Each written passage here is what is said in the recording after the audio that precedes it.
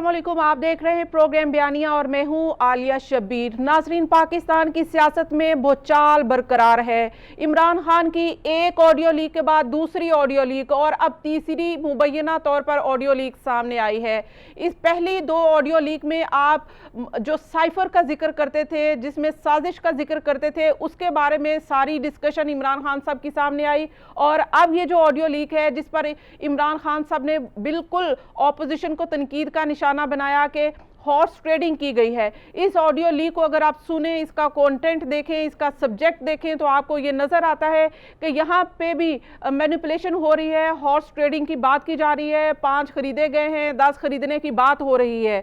तो ये इमरान खान साहब जिस तरह से अपना एक बयानिया लेकर चले, उसकी किस तरह से प्रिपरेशन हुई, इस कंटेंट के मुताबिक जो मुबैना तौर पर आपके सामने, हमारे सामने ऑडियो के तौर पर आया है, उसमें ये बयान किया गया है। इसमें हकीकत क्या है, पाकिस्तान की और इमरान खान साहब की सियासत पर क्या असर होगा, ये अमूमी तौर पर हमें देखना जरूर होगा। इसके साथ साथ वजीर आजम शहबाज शरीफ साहब डट गए हैं और इमरान खान साहब को उन्होंने झूठा करार दे दिया है। क्या वजह है, शहबाज शरीफ साहब इस तरह से सख्त मिजाज क्यों हो गए हैं, इतना कॉन्फिडेंस क्यों उनमें आ गया है कि वो इससे पहले तो बड़ा लचक का मुजाहिरा कर रहे थे, अब क्या वजह बनी है। तो दूसरी तरफ देखें, जब पाकिस्तान की सियासत में इस कदर पोलराइजेशन है, तो दूसरी तरफ सदर पाकिस्तान डॉक्टर आरिफ अलवी ने जॉइंट सेशन से खिताब किया है। जॉइंट सेशन में इस वक्त खिताब का मकसद क्या था और इस खिताब का जो कंटेंट है, इस पर हम बात करेंगे। और जॉइंट सेशन में जो अरकान थे पार्लियामेंट के, वो मौजूद नहीं थे। पीटीआई के, जाहिर है कि डॉक्टर आरिफ अलवी का ताल्लुक है, पीटीआई के अपने ही अरकान मौजूद नहीं थे। इसके ऊपर भी बात करेंगे। जो गेस्ट मुझे ज्वाइन कर रहे हैं उनका मैं आपसे तारुफ करवाऊँ। हमें ज्वाइन किया है अहमद जवाद साहब ने, PMLN के सीनियर रहनुमा हैं और PM के इस वक्त एडवाइज़र सोशल मीडिया भी हैं। अहमद जवाद साहब, आपको प्रोग्राम में खुश आमदीद कहूँगी। जमशेद इकबाल चीमा साहब ने हमें ज्वाइन किया है, पाकिस्तान तहरीक इंसाफ के सीनियर रहनुमा है और इमरान खान साहब के एडवाइज़र भी फूड के रह चुके हैं जब वो PM थे। और हमें कुछ ही देर में ज्वाइन करेंगे इमरान याकूब साहब, सीनियर एनालिस्ट हैं। आप तमाम मेहमानों को प्रोग्राम में खुश आमदीद कहूँगी। प्रोग्राम का आगाज़ इस वक्त मैं चाहूँगी जमशेद इकबाल चीमा साहब आपसे कर लूँ। सबसे पहले तो ये इस वक्त तीसरी ऑडियो आई है, इसके बारे में आपके मुख्तलिफ रहनुमाओं का रद्द-ए-अमल आ रहा है, लेकिन पार्टी का क्या रद्द-ए-अमल है कि ये जेन्युइन है, ये इमरान खान साहब का ही बातचीत है? देखिए, इसमें अभी 3 आई हैं ये से एक इलेक्शन तक आती रहेंगी, लगातार आती रहेंगी। मेरी कुछ हलकों से ये जो मुझे अंडरस्टैंडिंग हुई, समझ आई, वो करना क्या चाहते हैं। कुछ लोग बहुत मायूस हैं, बहुत पहली बार इतना बड़ा चैलेंज आया पॉपुलैरिटी का। मुस्लिम लीग नून को पॉपुलैरिटी का चैलेंज नहीं कर दिया 1990 के बाद, कभी भी नहीं। They were very comfortable against peoples party and other parties. पहली बार उन्हें चैलेंज आया। और कोई दूसरे हल्के हैं, ताकतवर हल्के कहते हैं अपने आप को, हम भी कहते हैं, उनको छोटे कट के लीडर देखने की आदत थी, जो डरे हुए हों, कंप्रोमाइज हों, को वीडियो देख के, ऑडियो देख के, फाइल देख के, फाइल दिखा के जिनकी पास हो जाए। सो बेसिकली ये दोनों तबकात हैं, ये आप कह लें, यू कैन से फ्रस्ट्रेशन बहुत ज्यादा है। कुछ लोगों की फ्रस्ट्रेशन बड़ी शदीद है। उस फ्रस्ट्रेशन में वो इस वक्त तक कई चीजें आ चुकी हैं। फॉरेन फंडिंग आ गया, तौहीन अदालत आ गया, you can say character assassination आ गई, ये यू कैन से कि इसमें करप्शन के चार्जेस आ गए, तोशाखाना आ गया, वगैरह वगैरह वगैरह वगैरह। कोई ऐसा नैरेटिव, कोई ऐसा इल्जाम 24 घंटे 48 घंटे से ज्यादा सर्वाइव नहीं करता, वो भी मीडिया के तौर पे। स्क्रीन पे 40 घंटे अपना 36 घंटे 48 घंटे नजर आता है, उसके बाद मर जाता है और कोई चीज चली नहीं, कोई चीज एक्सेप्ट नहीं हुई अवाम में। और इसी दौरान पाकिस्तान की तारीख में पहली बार एक पार्टी की 70% से ज्यादा वोट बैंक हो गया, वरना हमेशा जहाँ से जीतने वाली पार्टी 40-42% वोट। आपके कंसर्न बिल्कुल ठीक है चीमा साहब, लेकिन आप इस ऑडियो को, रियल तो है ना, बात तो इमरान खान साहब भी कर रहे हैं ना? नहीं, ये बेसिकली देखें, इसमें तो आप कह लें कि जिसे टोटे जोड़ना तो देखें, इमरान अपना नवाज शरीफ के, शहबाज शरीफ के, मरियम बीबी अपने बाप को क्या क्या कह रही हैं, नवाज शरीफ अपने भाई को क्या कह रहे हैं, टोटे जोड़ के तो कुछ भी आप बना सकते हैं। जिस तरह साकिब नसार के साथ हुआ, जिस तरह हर रोज इमरान खान के साथ होता है, वो हमारी सोशल मीडिया भी जिस तरह से जस्टिस जावेद इकबाल के साथ हुआ, एग्जैक्टली मैं इसको आगे लेकर चलती हूँ, आप इसके ऊपर मजीद बात करिएगा। ऐड कर दें अहमद जवाद साहब पीटीआई, और इस वक्त जमशेद इकबाल चीमा साहब हमारे साथ हैं। वो ये कहते हैं कि ये आपने टोटे जोड़े हैं और इसको जोड़कर आप एक काउंटर करने की कोशिश कर रहे हैं इमरान खान साहब की पॉपुलैरिटी को, और आप लोगों का ये जो इमरान खान साहब का बयानिया है उसको कहीं ना कहीं आप लेट डाउन करना चाहते हैं, ये इसलिए लेकर आ रहे हैं, ये आपका ऑब्जेक्टिव है। मैं कह रहा हूं देखें आलिया, पहली बात तो ये है कि ये जो टोटे वाली बात है, ये लफ्ज जो है मैंने बचपन में सुना था। वो कुछ लोग थे, वो बैठ के टोटे वोटे देखते थे, तो उन्हीं को पता होगा टोटों को कैसे जोड़ना है। तो मैं तो जरा टोटों से दूर ही रहता हूँ, तो इसलिए टोटों का मुझे नहीं पता। लेकिन ये मुझे जरूर पता है कि एक ऑडियो रिलीज हुई थी जिसमें मलिक रियाज और उनकी बेटी गुफ्तगू फरमा रहे थे, और जिसमें पिंकी पीरनी और फरा गोगी जो है उसके हवाले से 8 कैरेट गोल्ड जो है उसके हवाले से बातचीत हो रही थी। फिर उसके बाद एक ऑडियो हमने सुनी जिसमें पिंकी साहिबा जो हैं वो बेटा अरसलान इन पे ज़रा गद्दारी के साथ इनको जोड़ दो। तो वो फर्स्ट लेडी जो है घर बैठ के जो है वो एक ऑफिशियल को कह रही है कि इनको गद्दारी के साथ जोड़ दो। तो ये जो सिलसिला है ये क्रेडिबिलिटी को भी शो करता है कि क्या किस किस्म के लोग हमारे ऊपर हुक्मरानों के तौर पे मुसल्लत हो गए थे, उनके अपने घरों में क्या हो रहा था, उनकी अपनी जो वाइफ हैं वो उस ओहदे का फ़ायदा उठा के किस तरह से हीरे इकट्ठे कर रही थी, और किस तरह से पाकिस्तान की पॉलिटिक्स में ऑफिशियल्स को क्या कह के गद्दारी जैसे इल्ज़ामात या उनको जोड़ने का कह रही थी। फिर हमने एक और ऑडियो सुनी, उसका ताल्लुक साइफर के साथ था, और उससे हमें पता चला कि वो जो साइफर था वो तो सारा फिर एक फ्रॉड ही निकला। उसमें तो बड़ा क्लियरली हमने सुन लिया कि जिसमें कहा गया कि बस इसके मिनट्स बना दिए जाएंगे, और अवाम को क्या पता कि ख़त क्या होता है और साइफर क्या होता है, तो बस आप ख़त कें। और इस किस्म की सारी हमने गुफ्तगू सुन ली। उससे भी ये अंदाज़ा हो गया कि किस तरह से मुल्क की सालमियत को दाव पे लगा के एक सियासी एजेंडे के लिए एक पॉपुलर स्लोगन जो है वो एंटी अमेरिकन जो है उसको इस्तेमाल किया गया। फिर अब ये लेटेस्ट ऑडियो आ गई, हॉर्स ट्रेडिंग की कसर रह गई थी, यानी कि सब कुछ इनका जो है वो सामने आ गया, तो एक कसर रह गई थी हॉर्स ट्रेडिंग की। उसमें ये बड़ी जो है इल्जामात लगाया करते थे, वो भी पता चल गया।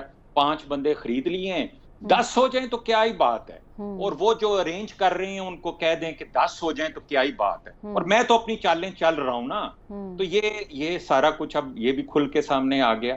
यानी अब कोई मॉरल, कोई एथिकल, कोई क्रेडिबिलिटी वाला कोई एंगल नहीं बचा। चले आपने फ्रॉड भी आ गया। आपने चैलेंज तो कर दिया अहमद जवाद साहब, इस वक्त पीटीआई के लिए ये चैलेंज तो हो गया है। एक तो वो जो साइफर है उसका जो कंटेंट है, जो उनका बयानिया था, वो उसके ऊपर कितना असरअंदाज होता है। दूसरा ये कि एटलीस्ट आप लोगों ने साइफर को तस्लीम कर लिया है कि साइफर एक हकीकत आया, उसका कंटेंट कुछ भी था या इन्होंने उसको मैनिपुलेट किया, वो एक अलग बहस है।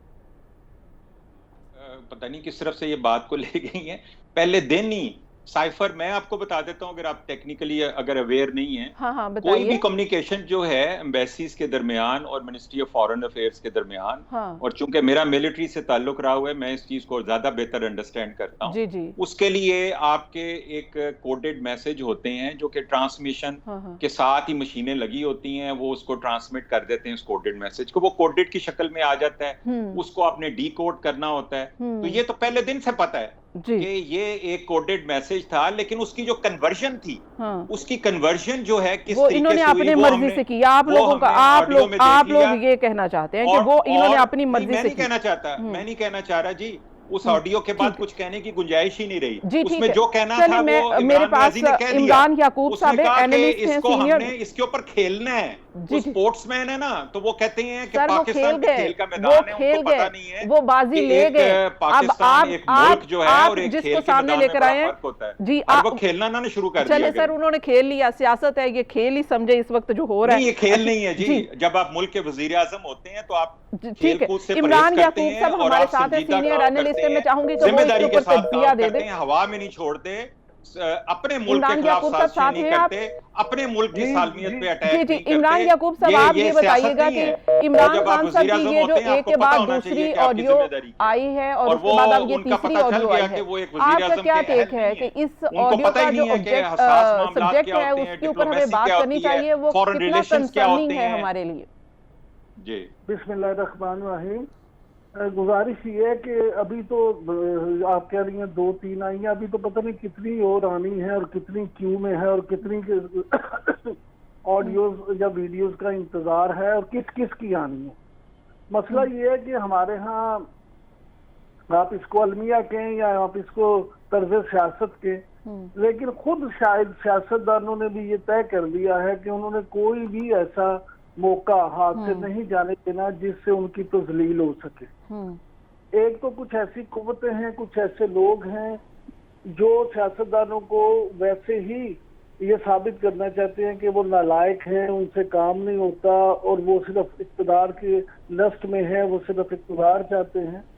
तो उनकी जो है बयानिए को मजीद तकवीयत पहुंचती है जब हमारे सियासतदान खुद इस तरह से करते हैं। अब देखिए, मैं इस बहस में नहीं पढ़ना चाहता कि वजीर आजम शहबाज शरीफ साहब क्या कह रहे हैं या साबिक वजीर आजम इमरान खान साहब क्या कह रहे हैं, या उनके हवारी या उनके चाहने वाले या कभी उनकी गोद में बैठने वाले और कभी दूसरे की गोद में बैठने वाले जो स्पोक्स पर्सन हैं वो क्या कहते हैं। मैं सिर्फ ये बात जानना चाहता हूँ कि देखें, अक़वाम मुत्तहिदा जो है, यूनाइटेड नेशन, उसकी ताज़ा तरीन जो रिपोर्ट आई है उसमें उन्होंने क्या कहा है। उन्होंने कहा जी सलाफ़तगान जो है वो हमारा जो तहमीना था, हमारा जो अंदाज़ा था उससे कहीं ज़्यादा तबाही है और भूख से जो लोग परेशान हैं, भूख से जिनके मर जाने का खतरा है, उनकी तादाद भी उससे कहीं ज़्यादा है, लिहाजा इनकी इमदाद बढ़ाई जाए। लेकिन आप मुझे ये बताएं कि यहाँ पे हुकूमत में या अपोजिशन में जितने आपके सरकर्दा लोग हैं वो बैठ के हर वक्त ये बातें करते रहते हैं कि जनाब ये नालायक हैं, दूसरे कहते हैं ये गद्दार हैं, तीसरे कहते हैं कि ये अमेरिकी साजिश के तहत रजीम चेंज हुई है। राना सनाउल्लाह साहब की बात करें तो हर वक्त यही डराने में मसरूफ रहते हैं कि इनकी ऐसी तैसी आओ सही तरह लग पता जाएगा। मामला ये है कि जो इश्यूज हैं, जो गरीब आदमी है उस बेचारे की सुनने वाला, उसके मसाइल हल करने वाला या उसके ऊपर की दाद रसी करने वाला कोई नहीं है। ये यकीनन कोई बात क्यों नहीं कर रहा, ये भी सोचने की बात है। इमरान याकूब साहब साथ रहिएगा, जमशेद इकबाल चीमा साहब है हमारे साथ और अहमद जवाद साहब है, लेकिन एक ब्रेक शामिल करनी है प्रोग्राम में। मजीद डिस्कशन को जारी रखेंगे एक ब्रेक के बाद। Keep watching.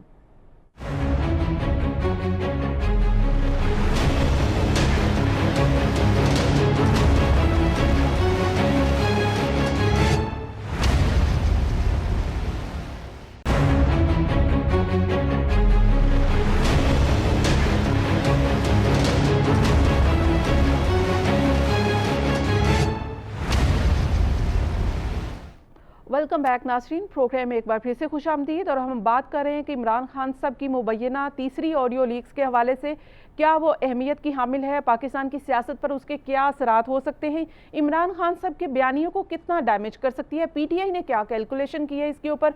हमारे साथ हैं जमशेद साहब। जमशेद साहब, ये तो बिल्कुल सही कह रहे हैं, जाहिर है कि इस वक्त हुकूमत हो या PMLN हो, सब सियासी तौर पर इससे फ़ायदा उठाना चाहेंगे क्योंकि वो एज अ ओपोजिशन है आपकी। तो आप लोगों ने क्या देखा है कि अगर इस तरह की चीज़ें लीक हो रही हैं गाहे बगाहे और आगे भी आप लोगों को पता है आएंगी, तो आप लोगों ने क्या कैलकुलेशन की है? आप लोगों के बयानियों को ये डैमेज नहीं करेगी?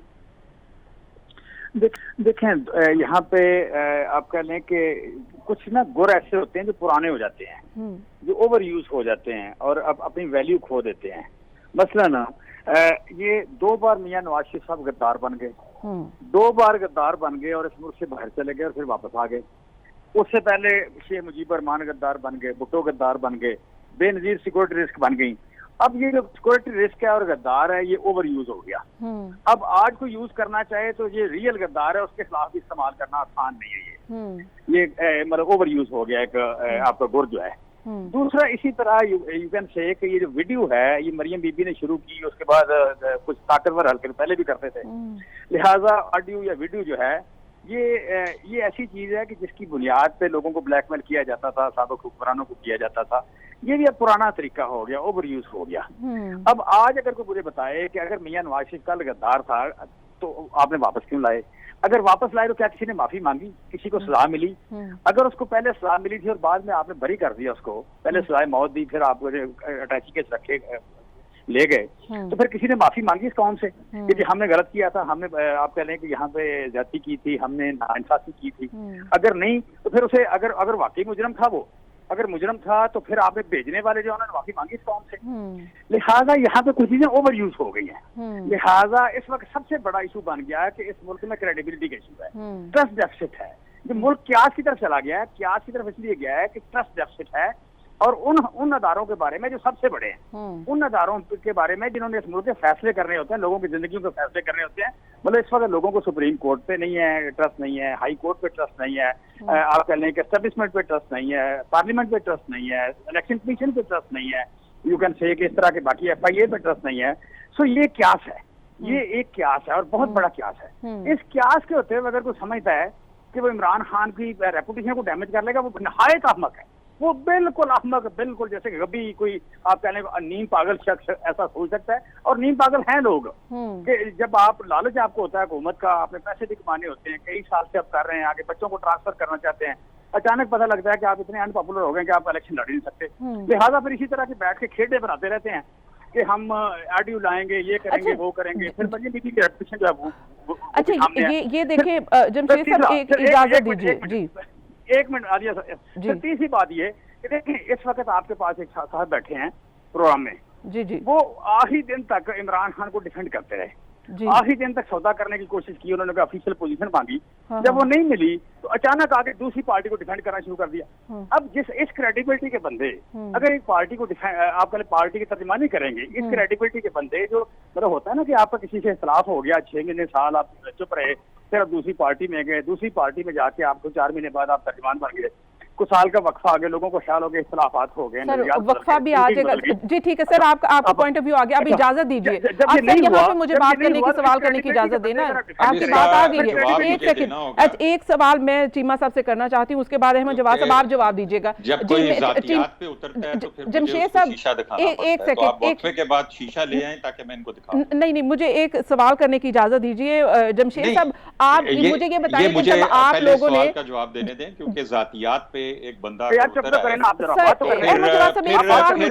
लेने दें, मैं भी किसी तरह के लिए कि आप इंतजार करें, बल्कि अब मुझे इस सवाल का जवाब देने पड़े। सबसे पहले तो सवाल मैंने आपसे करना, आप उसी में अपना टेक दे दीजिएगा इसके ऊपर भी। लेकिन चीमा साहब से मैंने एक सवाल करना है, वो आप एक सेकंड प्लीज, ये आप लोग तो उसको घर का रास्ता दिखाना पड़ता है। एक तो ये है कि चीमा साहब नहीं चीमा साहब माजरत, मैं आपको चीमा साहब माजरत, ये लैंग्वेज मैं आपको यूज नहीं करने दूंगी प्लीज। ये आपसे रिक्वेस्ट है कि आप ये अपने अल्फाज ये गलत बात है, मेरा घर है रास्ता, तुम दिखाने वाले कौन होते हो? ये गलत बात है चीमा साहब, बहुत बैड लैंग्वेज है। आपसे ये तवक्को नहीं आप इस तरह की लैंग्वेज यूज करें, बहुत अफसोस की बात है। फायदा उठाने की कोशिश की, ये बहुत गलत बात है। ये माफिया वो है कि जब एक लाहौर में इलेक्शन थे तो इन्होंने और इनकी बेगम साहिबा दोनों ने मिलके कागजात नामजदगी जमा कराए और जान के उसमें गलतियां भी कर दी, ताकि उन्हें पता था कि इस सीट पे जाके अगर इलेक्शन लड़ेंगे तो ये 2 नंबरियां जो हैं और ये जो माफिया और ये फायदे हैं ये इनको सूट करते हैं। जहां तक मेरा ताल्लुक है, मैं तो PTI को उस दिन मैंने खुदा हाफिज का, जिस दिन मरी में बर्फ से बच्चों की मौत हुई, और मैंने एक ट्वीट कर दिया था, मैंने ये पूछा था कि खान साहब आपके बच्चे अगर मरी में रात को फंसे होते तो क्या आपको नींद आ जाती, और अगर दूसरों के बच्चे फंसे हुए थे 30 किलोमीटर के फासले पे तो आपको नींद आ गई। तो ये इस सवाल का जवाब मैंने मांगा था जिस पे शो कॉज मिला और उसके बाद मेरे और पीटीआई के रास्ते जुदा हो गए। लेकिन मैं एक चीमा बात साहब की तरह कोई रवायती जो लोटा होता है ना, कभी मफादात के लिए, कभी इधर तो कभी इधर, कभी टिकट के लिए इधर तो कभी इधर, मेरा तल्लक उससे नहीं है। I am professional. मैं अपनी जिंदगी जो है उसको प्रोफेशनली मैंने गुजारी है और मेरा एक प्रोफेशनल बैकग्राउंड है और एक प्रोफेशनल आदमी के लिए हमेशा स्पेस हर पार्टी में होती है। और अगर मैंने पीटीआई से अपना रास्ता पीएमएलएन का चूज किया है तो मैंने उसी रवायत को कायम किया है जिस रवायत के तहत कायदे आजम ने कांग्रेस को छोड़ के मुस्लिम लीग को ज्वाइन किया था, नजरिए की बुनियाद पे किया था। आपका पॉइंट ऑफ व्यू आ गया। लेकिन मैं जमशेद चीमा साहब से जो सवाल करना चाहती थी वो हमारे साथ इस वक्त नहीं है, लेकिन मैं वो सवाल जरूर इस वक्त उठाना चाहती हूँ कि जिस वक्त जहांगीर तरीन साहब अपना जहाज ले लेकर फिर रहे थे और लोगों को पार्टी में शामिल कर रहे थे, उस वक्त क्या था, क्या वो उनके बारे में आप क्या कहेंगे, उसके ऊपर आप क्या कहेंगे? और ये जो तीसरी ऑडियो लीक आई है इसके ऊपर जो वो 5 कह रहे हैं कि अपने 5 हमने खरीद लिए हैं, 10 और खरीदने, इसके ऊपर क्या कहेंगे? इसके ऊपर आप बात नहीं करते। आप लोग वो बात सुनना चाहते हैं जो आप लोगों के हक में है। दूसरी बात, आप इख्तिलाफे राय को क्यों इस वक्त एक्सेप्ट नहीं करना चाहते? अगर ऐसा ही रहा तो ये नुकसानदेह सिर्फ पीटीआई के लिए नहीं है, ये मुल्क के लिए, जिस मुल्क के लिए आप हकीकी आज़ादी चाहते हैं। तो मेरे ख्याल में ये पीटीआई को सबसे पहले और इमरान खान साहब को सबसे पहले अपने लोगों को इख्तिलाफे राय सुनने का हौसला देना होगा, ये लाजमी, वरना ये डिस्कशन बेबुनियाद है, बेमानी है, इसको हम कहीं लेकर नहीं चल सकते। इमरान याकूब साहब हैं हमारे साथ, सीनियर सहाफ़ी हैं, उन्होंने पाकिस्तान की पॉलिटिक्स को बहुत देखा है, उसमें बहुत उतार चढ़ाव भी देखे हैं। यकीनन ये रवैया नहीं देखा होगा इमरान याकूब साहब जहां पे हम इख्तिलाफे राय को सुनने को तैयार ही नहीं है।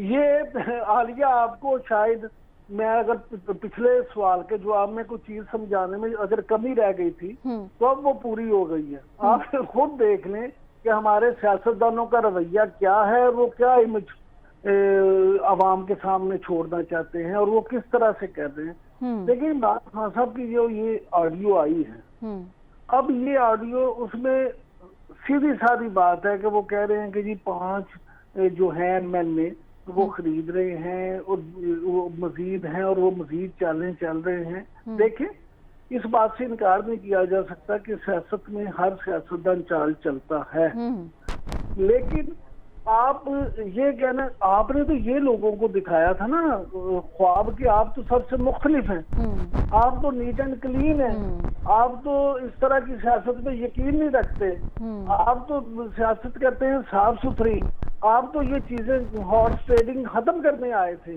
लेकिन अगर आप खुद इस तरह की चीजें करते रहे और उसमें मुलव्वस रहे और ये चीजें खुद एतराफ भी कर रहे हैं और ये चीजें सामने भी आ रही हैं, तो अभी फिर इस पे बंदा क्या के? इस बात पे तो सिर्फ ला हौला वला कुव्वत इल्ला बिल्लाह ही कहना बनता है, इससे ज्यादा तो कुछ नहीं। यानी इसका मतलब ये है कि आपने अपने अवाम को, 23 करोड़ अवाम को बेवकूफ बनाने के लिए 100 झूठ सच बोले और फिर आपने अपनी इक़्तिदार को कायम रखने के लिए हर मुमकिन कोशिश की, तमाम वही हथकंडे इस्तेमाल किए जो कि आप इल्जाम आयद करते थे अपने मुखालिफिन पे, और फिर आज आप किस मुंह से कहते हैं कि आप उनसे डिफरेंट है। मैं तो इस बहस में नहीं पढ़ना चाहता कि अहमद जवाद साहब ने कायदे आजम की जो रवायत थी उसको अपनाया या जमशेद चीमा साहब जो हैं वो इलामा इकबाल की रवायात को अपनाए हुए हैं। मैं तो सिर्फ ये कहना चाहता हूँ कि हमारे सियासतदान जो हमारा नौजवान है उसके लिए अमल करके मिसालें क्या छोड़ रहे हैं, क्या उसके लिए वाकई ही ये एक ऐसी चीज छोड़ के जा रहे हैं कि जिसपे वो फख्र कर सके, या ये उसके लिए ऐसे हालात छोड़ के जा रहे हैं कि वो इन पे जान तान करे, वो कहे कि जनाब ये जो कभी मुस्लिम लीग नून आई, कभी पीपल्स पार्टी आई, कभी पीटीआई आई, लेकिन सब ने हमारे साथ वही किया, सब ने एक जैसा ही सलूक किया, एक जैसा ही काम किया। तो ये बड़ी सोचने वाली बात है। लेकिन अगर ये हमारे सियासतदानों ने अब भी होश के नाखून ना लिए तो आप यकीन करें कि लोग कहते हैं ना कि तुम्हारी दास्तान तक ना होगी दास्तानों में, फिर ऐसे माशरों में इनकलाब आया करते हैं। जी बिल्कुल। ये तमाम सियासतदान जो है ना, ये आप यकीन रखें कि इनको छुपने की जगह नहीं मिलेगी। और आलिया, मुझे जो डर लगता है वो ये लगता है कि लोग जो हैं वो जिस तरह से, इसमें कोई शक नहीं कि इमरान खान ने लोगों को चार्ज कर दिया। अगर उसमें उनमें थोड़ा सा शऊर आ गया तो लोग इन सियासतदानों को घरों से निकाल जी के जी तो जी चौराहों में खड़ा करेंगे और उनको सजा देंगे कि तुमने हमारे साथ किया क्या है। जी उस बिल्कुल वक्त से डरे। जी बिल्कुल। और इसके लिए जॉइंट सेशन पाकिस्तान ने जो खिताब किया, उन्होंने कहा है कि ये जो मुल्क में पोलराइजेशन है ये ख़त्म होनी चाहिए, और इसके ऊपर उन्होंने बात की है। इस सेशन की अहमियत के ऊपर भी और मकसद के ऊपर बात करेंगे, लेकिन एक ब्रेक के बाद। Keep watching.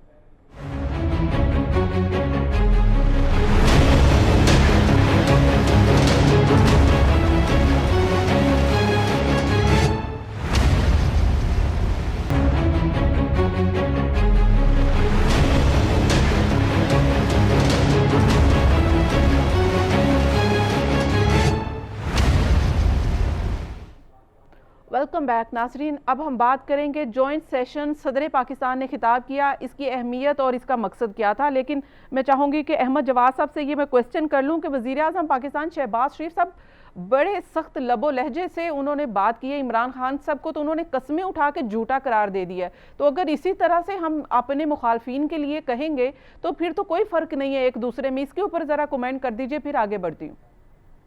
आलिया, मैंने मियां शहबाज शरीफ साहब को एज ए प्राइम मिनिस्टर और प्राइम मिनिस्टर बनने से पहले भी जब मैं इनसे मिलने गया था, इनकी पार्टी को ज्वाइन किया था, उस वक्त से मैंने ज़िंदगी में पहली दफ़ा इनके साथ एक इंटरेक्शन शुरू हुआ, और फिर प्राइम मिनिस्टर बनने के बाद फोकल पर्सन की हैसियत से इनसे बड़ी रेगुलर मुलाकातें हुई। मैं आपको ये बता सकता हूँ, मैंने इमरान खान के साथ भी बहुत वक्त गुजारा। मुझे तो शहबाज शरीफ साहब में एक इंतहाई आजिज़ी और एक नॉन कंट्रोवर्शियल बंदा, और जो कि जिसके सिर्फ फोकस काम पे रखना चाहता है, अवाम की फलाह बहबूद को और मुल्क की बेहतरी के लिए। सुबह 7:45 बजे वो तो पहली मीटिंग करते हैं, जिसमें उन्होंने ब्रीफिंग, और उसमें कई दफ़ा मुझे भी सुबह जाने का मौका मिलता है। और आदत नहीं थी हमें इतनी सुबह उठने की, लेकिन अब प्राइम मिनिस्टर की कॉल होती है तो आपको सुबह उठ के जाना पड़ता है। तो मैं आपको ये कहना चाहता हूँ कि वो बिल्कुल जो है ना, वो उनसे हमने कई दफ़ा मीटिंग्स में जब कभी कोई ऐसा आइडिया या कोई बात अगर शेयर की जो कि मुतनाज़े हो सकती है, तो उनका हमें ये एडवाइस थी कि जवाद साहब, हम अब जो है ना, हम चाहते हैं कि सियासत में से ये इल्ज़ाम लगाना, ये एक दूसरे के खिलाफ ये ख़त्म हो। हम मुल्क की फलाह बहबूद पे तवज्जो दें। इस वक्त सैलाब मुल्क में आया हुआ है, सबसे ज़्यादा इम्पॉर्टेंट हमारे लिए कि हम उस पर तवज्जो दें। ये मैं आपको उनका बता रहा हूँ माइंड सेट जो है, जो मैं अपने ज़ाती तजर्बे पे बता रहा हूँ। मेरा इनके साथ कोई वो ऐसा नहीं कि मैं बरसों से इनके साथ था। मैं इनके साथ चंद महीनों से मैं अपनी आपको एक पर्सनल ऑब्जर्वेशन दे रहा हूँ, और जिसके साथ मैं बरसों रहा था उसमें ना तो आजिज़ी थी, ना तो किसी की राय का कोई एहतराम था, लेकिन अब तो वो यही सब लबो लहजा इस्तेमाल करें, कस्में उठाने को तैयार हो गए हैं कि ये झूठा है। मैं ये समझता हूँ आलिया के सियासत अब एक नैरेटिव का खेल बन गया, एक बयानिए का खेल बन गया, और हमारी कौम जो है इसको पंजाबी फिल्मों में मौला जट जो कल्चर था, वो इस बात का सबूत है कि हमारे मुल्क के अंदर एग्रेशन जो है वो एक बयानिए की एक बड़ी, जिसे कहते हैं ना, फाउंडेशन बन गई है, जिसको इमरान खान ने और उसके लीडर्स ने और उसके वर्कर्स ने और सोशल मीडिया टीम्स ने इस्तेमाल किया। ये एग्रेशन और एंगर और ये अब्यूज जो है सियासत के अंदर, ये अब क्या पीएमएलएन भी इसको थोड़ा सा कहीं ना कहीं अब लेकर चलने की कोशिश करेगी, या इमरान याकूब साहब? ठीक है, आपका पॉइंट ऑफ व्यू आ गया। मैं ये नहीं कहता, लेकिन एक चीज और, अगर आलिया आप इजाजत दें, आपने सदर पाकिस्तान के, मैं उसके ऊपर सवाल करती हूँ कि इमरान याकूब साहब से मैं चाहती हूँ कि वो कमेंट कर दें।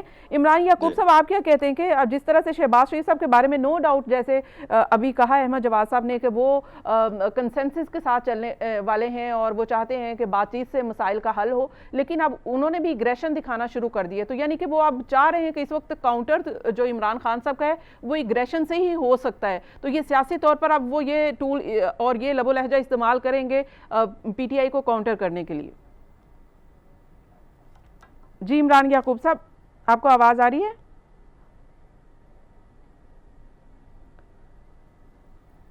इमरान याकूब साहब हमारे साथ हैं? चलिए अहमद जवाद साहब, आपकी जानिब वापस आती हूँ। आपने कहा कि जॉइंट सेशन के ऊपर बात कर लेते हैं। तो जॉइंट सेशन का मकसद क्या था, क्या अहमियत थी, क्यों सदर पाकिस्तान आए और कुर्सियों के सामने खिताब करके चले गए? समझ में ही नहीं आया कि वो क्या कहना चाहते थे। देखिए आलिया, मैं जिस चीज़ को मैं हाईलाइट करना चाह रहा हूँ वो ये है कि इनके खिताब के हवाले से एक दो दिन से ज़ाहिर है जब से खिताब हुआ है तो काफ़ी एक डिस्कशन चल रही है जी कि वहाँ पे इन आवाज़ें कसी गईं या वहाँ पे सब लोग मौजूद नहीं थे। अब सब लोग में तो सबसे पहली बात तो ये है कि पीटीआई की अपनी जमात जो है वो मौजूद नहीं थी अपने सदर के खिताब के दौरान। ठीक है, उन जिनके इस्तीफे अभी तक कबूल भी नहीं हुए तो उनको वहां पे अपने सदर के लिए तो आना चाहिए था ना। लेकिन भारी जिम्मेदारी आपके ऊपर भी थी क्योंकि सदर पाकिस्तान तो वो मुल्क के हैं, अगर वो आए हैं तो आप लोगों को भी अपने अरकान को ये इंश्योर करना था, बल्कि आप लोगों ने तो वॉकआउट कर लिया। इमरान याकूब साहब ज्वाइन कर चुके हैं। मैं इमरान जी आलिया मुझे ये बात मुकम्मल कर लेने दें, दिस इज वेरी इंपॉर्टेंट जी। देखिए आपने जो बात की ना कि क्या हुकूमत को करना चाहिए था, मेरा एक सवाल है कि देखिए सदर पाकिस्तान जो होता है ना पूरे मुल्क का सदर बिल्कुल पूरे मुल्क का होता है। लेकिन अब मेरी बात जरा सुन लें आप, ये इंपॉर्टेंट है इसलिए थोड़ा सा आप सब्र कर लें, मैं आपको अपनी बात मुकम्मल कर लूं। ये आपके सवाल का जवाब भी है और ये बहुत अहम है। देखिए जो सदर अपने आप को मुल्क का सदर अगर साबित करता है तो पूरा मुल्क उसकी इज्जत करता है, पार्लियामेंट भी उसकी इज्जत करती है। जो सदर अपने आप को एक सियासी जमात का कारकुन साबित करता है उसको सदर पाकिस्तान वाली इज्जत नहीं मिल सकती, वो उसको ना मुल्क से मिलेगी ना पार्लियामेंट से मिलेगी। इट्स फेयर इनफ, ठीक बात हो गई है। ये वही सदर पाकिस्तान इमरान याकूब साहब, अब चले मैं इसी के ऊपर इमरान याकूब साहब की जानिब लेकर चलती हूं। थोड़ा सा मुकम्मल कर लेने दिया करें। सर आपने बहुत टाइम ले लिया है। एक सवाल आपने किया था, अब आप पूरा उसको सुनना भी नहीं चाहती। मैं इमरान याकूब साहब भी साथ है ना, बाकी पार्टिसिपेंट्स से भी जाहिर है बात करनी है। जिसने वो 2 दर्जन जब मिनिस्टर्स थे, वुज़रा थे, उनका हल्फ बर्दारी हो रही थी, उसने उनका हल्फ लेने से इनकार कर दिया था आइन के अगेंस्ट। अब वो किस मुंह से पार्लियामेंट में खिताब करने आ रहा है? वो तो एक ऐसा पॉलिटिकल वर्कर बन गया कि जिसने सदर पाकिस्तान के ऑफिस को पीटीआई का सेंट्रल सेक्रेटेरिएट बना दिया। वहां पे वो उनकी मुलाकातें इमरान खान की भी करा रहा है, उनकी लीडरशिप की भी करा रहा है। ऐसे सदर को कैसे इज्जत मिल सकती है? इज्जत कराने के लिए इज्जत करनी पड़ती है अदारों की, आइन की। अब मेरे ख्याल में आपकी तसल्ली से आपने जवाब दे दिया। इमरान याकूब साहब, आप क्या कहते हैं कि जॉइंट सेशन से सदर पाकिस्तान का खिताब कितनी अहमियत का हामिल है और किस किस ने इस खिताब को अहमियत दी है? देखिए बड़ी सीधी सी बात है आलिया कि जॉइंट पार्लियामेंट का जो सेशन होता है उसकी एक अपनी अहमियत होती है और पार्लियामान में उसका एक बड़ा वकार होता है। पार्लियामान की हिस्ट्री अगर आप देखें, लेकिन हमारा जो है ना मामला वो ये है कि यहाँ पार्लियामान के जो मेंबर हैं वो खुद ही इस हाउस की जो है ना इज्जत खराब करते हैं। अभी मेरे भाई फरमा रहे थे कि इज्जत देने के लिए, इज्जत लेने के लिए इज्जत करना पड़ती है। बिल्कुल ठीक है, इसमें कोई शक नहीं है। इन्होंने अभी ये भी फरमाया कि जनाब वो सदर पाकिस्तान ने तो 2 दर्जन मिनिस्टरों का हलफ लेने से इनकार कर दिया था, तो फिर किस मुंह से अब वो उसी पार्लियामान में आ रहे थे? तो मैं यहाँ मेरा ख्याल है कि मेरा सवाल करना ये भी जायज बनता है कि फिर बाद में वज़रा किस मुंह से उसी सदर पाकिस्तान से खलफ, उसके पास जाके खलफ उठाते रहे। बाद में भी तो मामला जब सेटल हो गए, इसमें कोई शक नहीं कि सदर मुमलिकत जो हैं डॉक्टर आरिफ अलवी साहब, उन्होंने बजाय इसके कि पूरे मुल्क के एक सदर होते, सदर मुमलिकत का किरदार अदा करते, उन्होंने एक पार्टी कारकुनों ने किरदार अदा किया। बहुत सारी मुझे खुद ऐसी चीजें हैं जिस पे मुझे एतराज है, उनके रवैये पे, उनके कंडक्ट पे। लेकिन उसका मतलब ये नहीं है कि मैं बतौर सदर पाकिस्तान उस ओहदे की ही इज्जत करने से इनकार कर दूं। देखिए हर एक ओहदे का पोर्टफोलियो होता है। जब आप पूरी दुनिया में जाते हैं और आप किसी मुल्क के हुक्मरान होते हैं तो वहां पे आपको फिर प्रोटोकॉल वो भी दिया जाता है। उसमें आपको ये नहीं समझा जाता कि आप श्रीलंका के प्रेसिडेंट हैं या श्रीलंका के वजीर आजम हैं या बांग्लादेश के वजीर आजम हैं या फिर आप पाकिस्तान के वजीर आजम हैं या आप बरतानिया के वजीर आजम हैं। वो तमाम लोगों को उसका प्रोटोकॉल वही मिलता है। तो आपने ये चीजें भी देखना होती हैं। सदर मुमलिकत अगर पार्लियामान में आए हैं तो आप उनकी बात तो सुने। आप तो मुहज्जब लोग हैं ना, चले वो तो सदर पाकिस्तान ने तो बतौर सदर अपना आईनी किरदार अदा नहीं किया, वो आपको उससे इख्तलाफ है तो आप तो उनको इज्जत दे दें, आप तो अपना आईनी किरदार अदा करें। या आपका आईनी किरदार यही है कि आपने सिर्फ वहाँ जो है शोर मचाना है और आपने वहां पे जाके वॉकआउट करना है। देखें कि ताली दोनों तरफ से बजती है। हम सिर्फ ये उम्मीद रखें और सिर्फ ये तवक्को रखें कि हम जो मर्जी करते रहें, दूसरा जो है ना वो इस बात पे बिल्कुल भी ना करें, तो ये सब मुमकिन नहीं होता। अच्छा भाई इमरान याकूब साहब, लास्ट मिनट है मेरे पास और कमेंट कर दीजिएगा शॉर्टली कि क्या सदर पाकिस्तान ये पैगाम देना चाहते थे कि इस वक्त पीटीआई पार्लियामेंट में आएगी या आना चाहती है, ऐसा कोई पैगाम था इसका जॉइंट सेशन का? बिल्कुल ऐसा ही पैगाम था। और जो है ना सदर पाकिस्तान जो है, असल में तो मैंने जैसे पहले भी कहा, बुनियादी तौर पे तो वो आज भी इमरान खान साहब की पॉलिसियों पे चलते हैं, तो वो वही कहेंगे जो इमरान खान साहब की लाइन होगी, और उनकी बात सुन लेते तो शायद पार्लियामेंट में कोई फायदा ही हो जाता। जी ठीक है, अहमद जवाद साहब कमेंट कर दीजिएगा, शॉर्टली कीजिएगा प्लीज, क्योंकि मुझे क्लोजिंग की जानिब जाना है।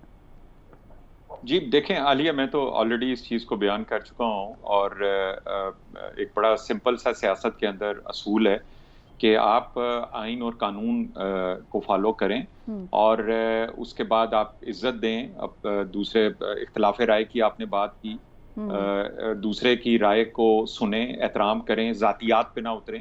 आज गुफ्तगू में आपने देखा कि मैं तो बड़े फैक्ट्स के साथ बात कर रहा था, लेकिन पीटीआई का जो एक कल्चर है जिसकी तरफ हमारे भाई इमरान साहब भी इसका जिक्र कर रहे थे, जब ये इस तरह का कल्चर आता है तो आपको फिर शीशा तो दिखाना पड़ता है ना, फिर रिएक्शन सामने आ जाता है। ये बिल्कुल ये खत्म होना चाहिए। प्रोग्राम का वक्त खत्म हो गया। अहमद का भी शुक्रिया, इमरान याकूब साहब आपका भी शुक्रिया, जमशेद चीमा साहब एनीवे आपका भी शुक्रिया कि आपने प्रोग्राम में वक्त दिया, लेकिन मेरे प्रोग्राम में ये बिल्कुल गुंजाइश नहीं है कि आप लूज टॉक करें।